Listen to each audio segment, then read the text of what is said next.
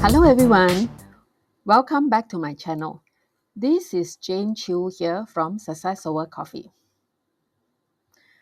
Imagine this, you are walking through a busy marketplace or pasar malam, which is crowded with vendors selling apples. And every store looks the same. They all are selling red apples that are piling up high with the signs that read, fresh apples. While you are having difficulty choosing the right vendor to buy the apples from, then one vendor catches your eye. Their sign says, the crispest apples that is perfect for keeping slim. Immediately, you stop. Why? Because while everyone else is selling apples, this vendor positioned their apples differently. They stood out, made a promise, and connected with a specific need you didn't even know you had. This is the essence of positioning. Now, let me introduce you to the fathers of positioning, Jack Trout and Al Ries, who revolutionized marketing with this very concept. So, as we dive deeper into positioning today, I want you to think about your business. What is the unique idea you want to own in your customer's mind? Because as Trout and Rice show us, the battle isn't in the marketplace, it is in the mind. Let's explore how to claim your position and stand out in even the most competitive markets. They taught us that positioning isn't about what you do to the product, it is what you do to the mind of the prospect. Their principles are simple yet powerful. Positioning is not about creating something new, but about shaping how people perceive your brand in their minds. People have limited mental bandwidth and tend to associate specific ideas or emotions with brands. Your goal is to occupy a unique position in their mind. For example, we associate Volvo with safety, Coca-Cola with happiness, right? Volvo's brand positioning is centered around safety and reliability with a key message of Volvo for those who value safety above all else. Volvo has a reputation for being the safest car brand on the market. And what about Coca-Cola? Coca-Cola's Open Happiness campaign used storytelling to convey the brand as a source of happiness and positive experience. Let me tell you a story about two explorers. Both set out to climb a mountain that had never been scaled before. The first explorer reaches the summit, plants their flag, and becomes forever known as the pioneer, the first to conquer the mountain. And the second explorer reaches the same summit a week later, but their name fades into history. Why? Because in our mind, we remember the first, not the second.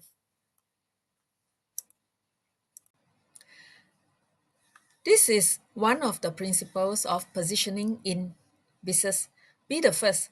When you are the first, you claim the top spot in the customer's mind, and no one can take that from you. If you are the first to solve a problem, the first to offer a product, or the first to fulfill a need, you own that category. Think Google, first in search engines. Think Amazon, first in online retail domination. But let's be real, not all of us can be the first. What if someone else has already claimed the top spot?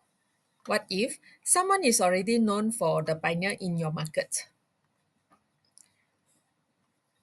Here, here is where the second principle comes in. Be distinct.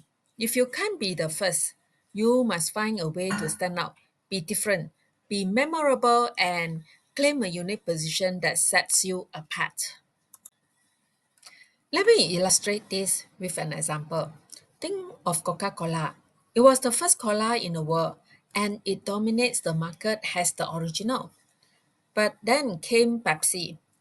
Pepsi couldn't claim to be first, so they become distinct by targeting the younger generation with their positioning as the choice of a new generation. Pepsi didn't compete with Coke head on. They created a distinct identity, and that is how they thrive. When you can't be the pioneer, don't try to outdo the first. Instead, find an unclaimed space in the customer's mind and dominate that. For example, Tesla wasn't the first car company, but it positioned itself as the first premium electric car brand. Apple wasn't the first computer company, but it became distinct by focusing on design and user experience. So the key takeaway is really customer don't remember the second best. They remember the first or the only. If you are neither, you are forgettable. Now, let's think about your business. Are you the first in your category or are you trying to compete head to head in a crowded market? If you are the first, congratulations. You have got a head start. But if you are not, what makes you distinct? What is the one thing you can do differently that no one else is doing?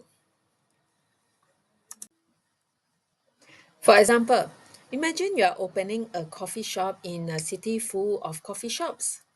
How do you stand out? Maybe you position yourself as the only coffee shop that serves organic, locally sourced beans with zero waste packaging. You are no longer just another coffee shop. You are the distinct one. As you move forward in building your brand or business, ask yourself two critical questions. What category can I be the first in? If I can't be first, how can I be so distinct that no one else can compete with me in my space? Now, let's move on to the next principle, the power of focus and specialization. Let me take you back in time to a small town with two doctors. The first doctor is a generalist, someone who treats everything from fever to fractures to stomach issues. The second doctor is a specialist, a heart surgeon who only treats cardiovascular problems. Now imagine this. You or someone you love has a serious heart condition. Which doctor would you trust? The generalist who does a bit of everything or the specialist who dedicates their life to heart problem? The answer is clear. When the stakes are high, we turn to the specialist. Why? Because specialization builds expertise, authority, and trust. This is the essence of the principle of focus and specialization. In business, being a generalist is like being lost in a crowd. You offer a bit of everything, but nothing memorable. Your competitors can easily replicate what you do, and customers struggle to understand what makes you unique. Think of restaurants.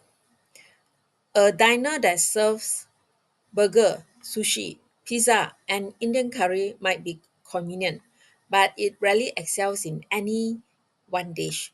Compared to a pizza place that serves the best wood fire pizzas in town. They have built their reputation by focusing on one thing and doing it exceptionally well.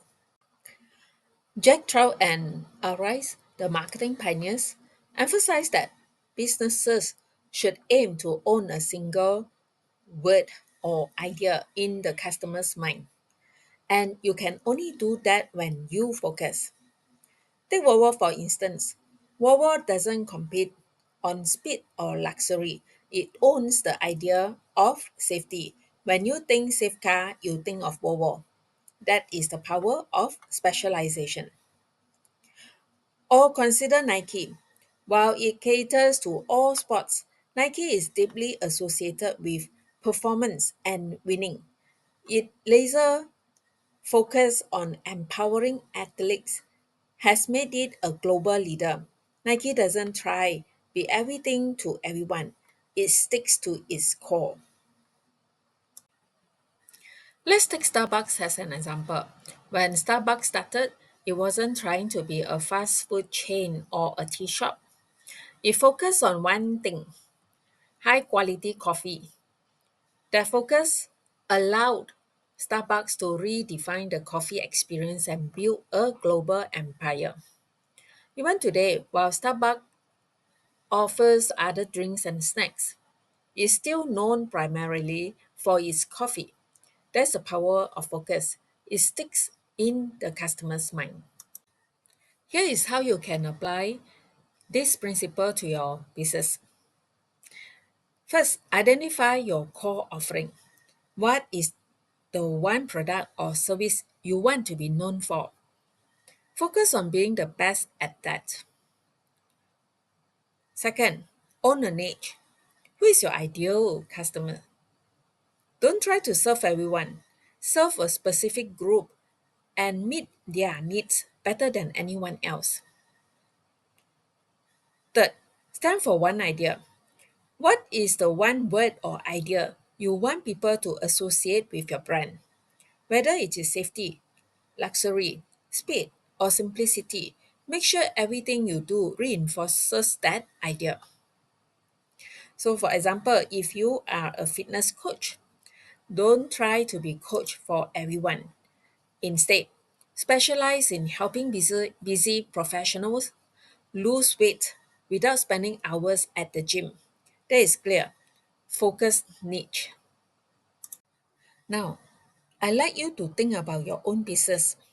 What is the one thing you do better than anyone else? And are you focusing enough on that? Or are you spreading yourself too thin trying to do it all?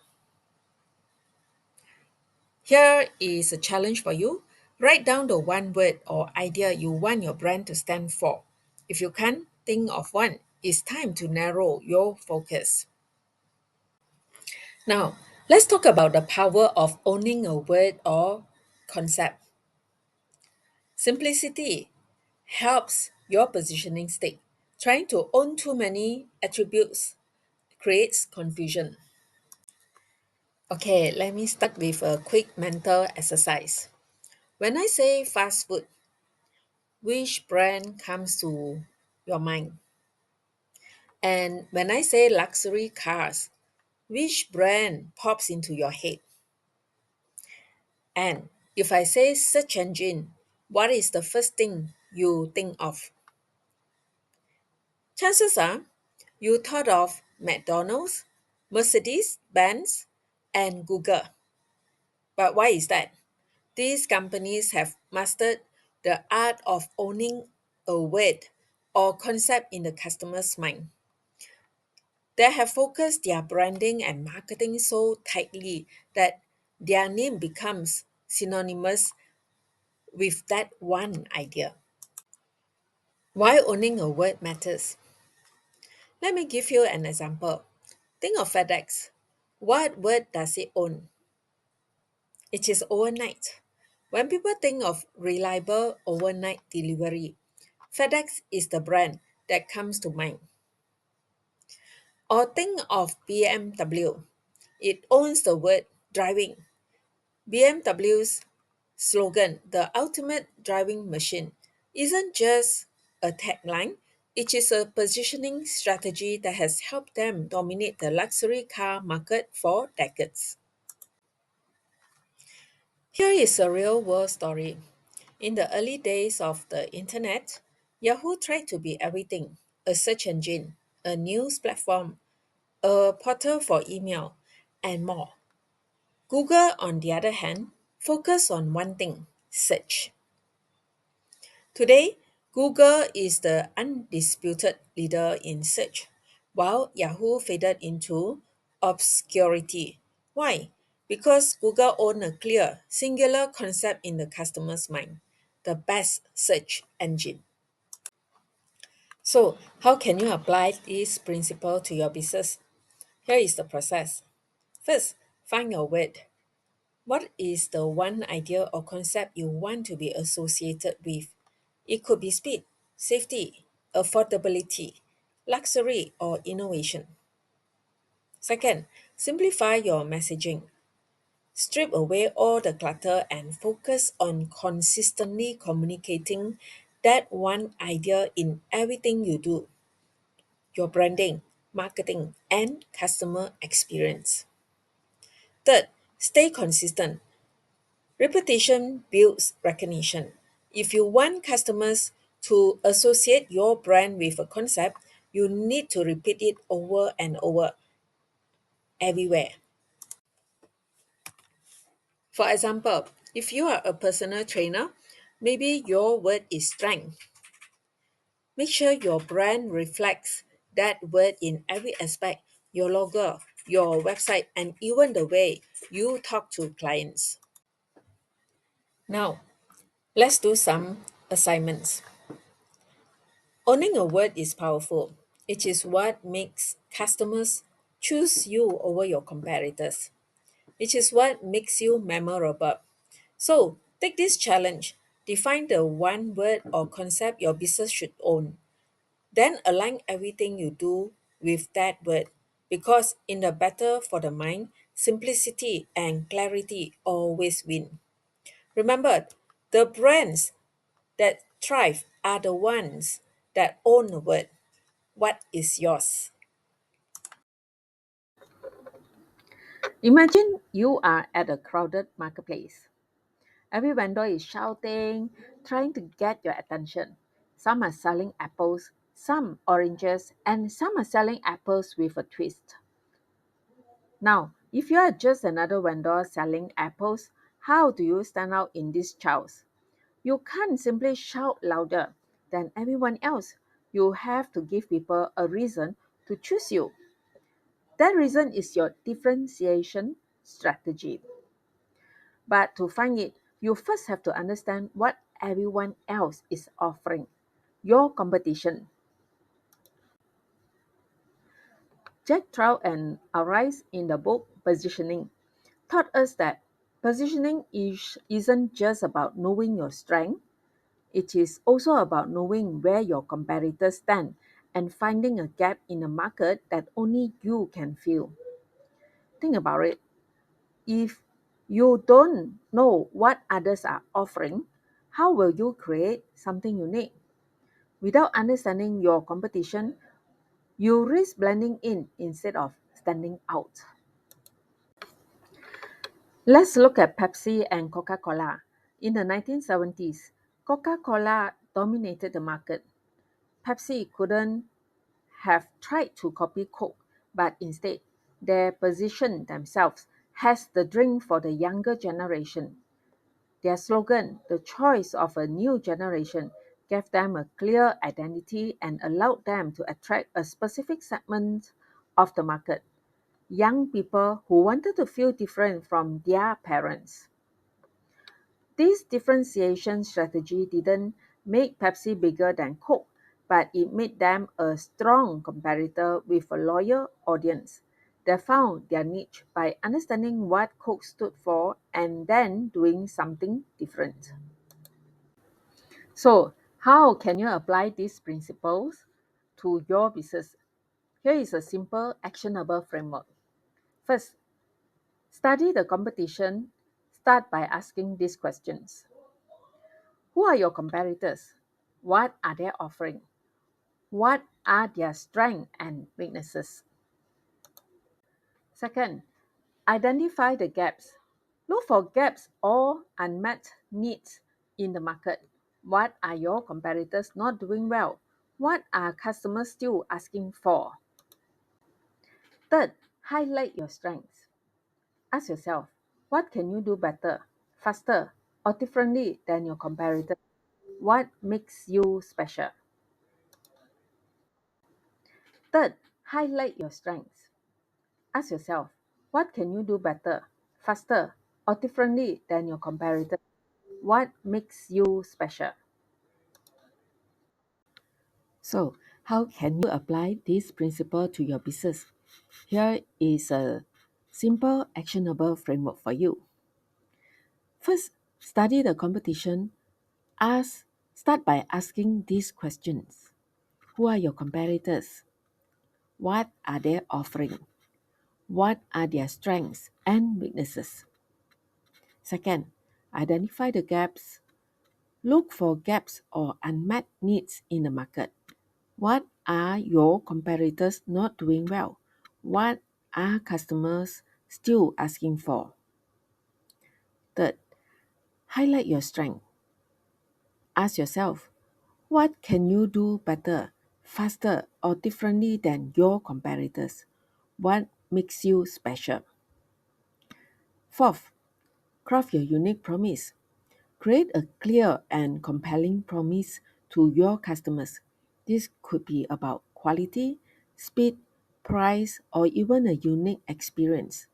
Your differentiation strategy must answer this question. Why should they choose you?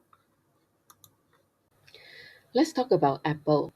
When they entered the computer market, companies like IBM and Dell were competing on technical specs and affordability. Apple didn't try to outdo them on those fronts. Instead, they focused on design and user experience.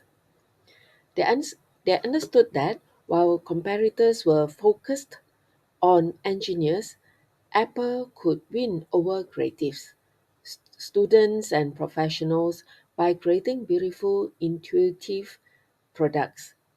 Apple's differentiation strategy wasn't just about being different, it was about being different in a way that mattered to their audience. One common mistake is trying to compete on price alone. It is tempting to think that being cheaper will win you more customers, but this is a race to the bottom. Let me share a story. A local cafe opened in my neighborhood. They tried to undercut Starbucks by offering cheaper coffee, but they failed because Starbucks wasn't just selling coffee, they were selling an experience. Affordable seating, free Wi Fi, and a place to relax. The cafe didn't differentiate itself, it only competed on price, and in the end, they couldn't sustain their business. So remember, price is a slippery slope. Your differentiation needs to be about value, not just cost. Let's do a quick exercise. Think about your business now. Who are your top three competitors? What are they doing well? What are they not doing that you could do better? Now, write down one unique thing your business offers that your competitors don't. This is the beginning of your differentiation strategy. Let me start with a fascinating story. In the 1980s, Pepsi launched the famous Pepsi Challenge. They set up blind taste tests where people tried Pepsi and Coca Cola without knowing which was which. Most people preferred the taste of Pepsi. So Pepsi thought, we have won, we taste better. But here is the kicker. Even though more people like the taste of Pepsi, Coca Cola continued to dominate the market. How come? Because Coca Cola wasn't just selling a drink, they were selling a feeling. Their ads evoked happiness, nostalgia, and family. People didn't buy Coke because it tastes better. They bought it because of what it represented. This is the power of perception over reality. Jack Trout and Ries famously said, marketing is a matter of perceptions, not products. In other words, it is not about having the best product, it is about how your product is perceived in the mind of your customers. You could have the best product, the best price, and the best service, but if your customers perceive your competitors has better, guess who wins? The competitors. Here is why perception is so powerful. People make decisions based on emotions, not just logic. Perception influences trust and loyalty. It is harder to change perception than to create it in the first place. That is why it is critical to shape how your audience perceives you rather than just focusing on the tangible aspect of your product or service. So, how do you shape perception? Here are three steps to get started. First, define what you want to be known for. Ask yourself, what is the one thing you want people to associate with your brand? It is it luxury, reliability, innovation, or perhaps sustainability? Second, consistent messaging. Your messaging, whether through ads, social media, or word of mouth, needs to reinforce this perception over and over. Wawa didn't just mention safety once, it has been their focus for decades. Deliver on the promise. While perception is critical, it has to align with reality. If Wawa didn't actually make safe cars, their perception would eventually crumble. Always back your positioning with real value. But let me also warn you, if your perception doesn't match reality, it can lead to disaster. Think of brands that overpromise and underdeliver. Once people feel deceived, it is almost impossible to regain their trust. For example, if a brand market itself as luxury but delivers cheap products, customer will feel cheated and the brand's reputation will take a massive hit. So, here is my challenge to you. What perception do you want your brand to own in your customer's mind? Is it innovation, trust, speed, luxury? Once you know, focus all your energy on building and reinforcing that perception through your products, your marketing, and your customer experience. Now, let's talk about avoiding the trap of line extensions. As you can guess, over extending your brand into too many categories can dilute your positioning. Let me take you back to the 1980s, a time when Colgate, the famous toothpaste brand, decided to venture into frozen dinners. Yes, you heard that right. Colgate launched a line of frozen meals. What? Toothpaste with frozen milk? Funny, right? Now, think about this for a moment. What is the first thing that comes to your mind when you hear the name Colgate? Toothpaste, right? Clean teeth, fresh breath. The thought of eating a meal associated with the flavor of toothpaste, not very appetizing. Needless to say, the product flopped and Colgate learned a hard lesson about the dangers of stretching your brand into areas that don't align with your core identity. I hope you enjoy my video today. I offer a free business health check for any business owner who likes to actually find out their strengths and weaknesses. Through this one-to-one consultation, I will help you to discover your focus area as well. Do PM me if you're interested. And I hope to see you in my next video. Bye.